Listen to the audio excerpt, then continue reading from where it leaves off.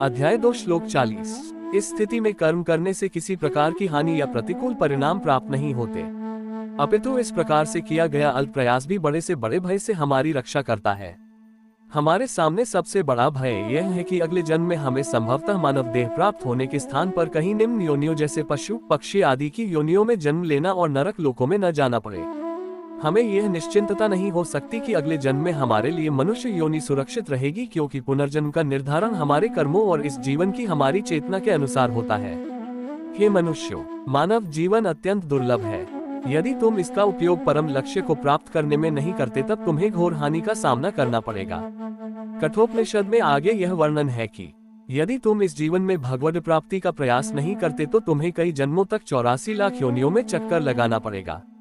एक बार जब हम आध्यात्मिक मार्ग पर चलना आरंभ कर देते हैं और यदि हम इस जीवन में अपनी आध्यात्मिक यात्रा को पूर्ण नहीं कर पाते तब भगवान हमारी इस ओर चलने की इच्छा को देखते हुए हमें पुनः मनुष्य का शरीर देते हैं, ताकि हम अपनी आध्यात्मिक यात्रा को पुनः वहीं से प्रारंभ कर सके जहां से हमने इसे छोड़ा था।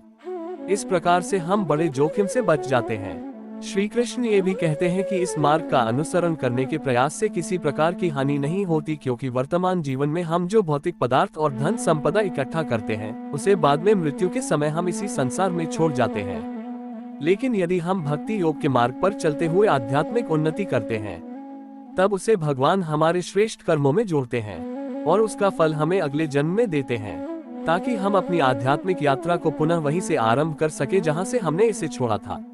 इस प्रकार अर्जुन को इसके लाभों से अवगत करवाने के पश्चात श्री कृष्ण अब उसे बिना आसक्ति के निष्काम भाव से कर्मयोग के मार्ग पर चलने का उपदेश देना आरंभ करते हैं।